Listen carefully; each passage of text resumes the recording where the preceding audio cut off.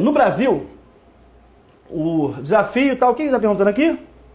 No quarto período, primeiro parágrafo, a conjunção enquanto introduz oração de valor consecutivo. Errado. É um valor temporal. Mas como também não estamos falando ainda de conjunções, segura a onda que ainda não é o momento. Mas vamos dar uma olhadinha aqui. Só para poder não passar em branco.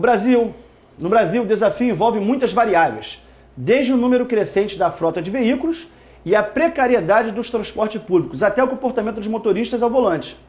Enquanto os especialistas analisam o assunto na tentativa de apontar soluções para o problema. O psicólogo do trânsito, um grupo de jovens, já faz alguma coisa. Enquanto eles fazem isso, o outro faz aquilo. Ok?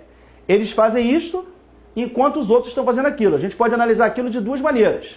A melhor maneira de analisar isso é de ter valor proporcional. Só que ele está falando que é valor consecutivo. O que é ter esse valor proporcional? Uma coisa vai acontecendo na mesma proporção do que a outra. David, eu estudo a proporção que você trabalha. Eu estudo a proporção que você trabalha, ou seja, aquilo é feito de forma proporcional. Enquanto os especialistas analisam o assunto, os psicólogos do trânsito já fazem aquelas brincadeiras. Ou seja, eles fazem aquilo enquanto os caras analisam. A ideia é que você tem ali uma ideia proporcional. Beleza? Ou, galera, o enquanto também pode ser analisado com valor de tempo. E trabalhando aqui exatamente nesse mesmo assunto, nessa mesma questão aqui. O psicólogo do trânsito faz isso e os caras nesse momento fazem... Perdão. Enquanto os especialistas analisam, ou seja, neste momento eles analisam. E os psicólogos do trânsito levam alegria. A ideia poderia ser aqui tanto temporal como proporcional. Tá? Isso é o valor da conjunção enquanto. Pode ser de valor proporcional e pode ser de valor temporal. Aqui as duas caberiam sem nenhum problema. Mas a questão fica simples. Eu também não queria abrir muito comentário sobre conjunções para poder a gente não embolar. Eu não coloquei nenhum resumo teórico de conjunções porque ainda não é o momento para esse bloco. Agora, claro, vai chegar o momento de a gente brincar com isso daqui e certamente vocês vão entender as conjunções perigosas. Existem conjunções que apresentam diversos valores. Por exemplo, eu pego conjunção na frase e falo assim, desde que você estude, conseguirá passar. Desde que você estude, conseguirá passar, isso tem valor condicional. Se eu falar, desde que você ficou rico, sumiu daqui. Aí esse desde que ficou rico, sumiu daqui. Aí você sumiu daqui no momento que você ficou rico. Aí o desde que já teria valor de tempo. As conjunções existem várias. E as conjunções de provas são essas. São conjunções chamadas de polissêmicas. São aquelas conjunções que trazem vários sentidos. Existem conjunções perigosíssimas que nós vamos estudar, como posto que, como conquanto, adversativas e concessivas, tudo isso chegará o momento de a gente falar. Não crie pânico, beleza? Vamos comigo aqui. Questão número 15. O psicólogo do trânsito, um grupo de jovens paulistanos, decidiu levar bom humor. No trecho Psicólogos do Trânsito, um grupo de jovens paulistanos decidiu levar bom humor à rua. A forma verbal decidiu está no singular para concordar com seu sujeito.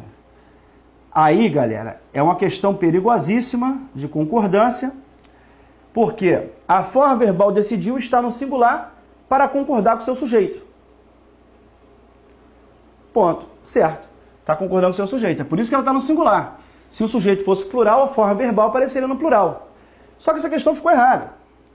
E por que ficou errada? Está aqui, ó. É a afirmação que o CESP adora fazer. Até aqui, galera, a forma verbal decidiu estar no singular para concordar com seu sujeito, a questão estaria certa. Só que quando ele fala um grupo de jovens paulistanos, aí a questão passou a estar errada. Por quê? O sujeito é o psicólogos do trânsito. Um grupo de jovens paulistanos explica quem é psicólogos do trânsito.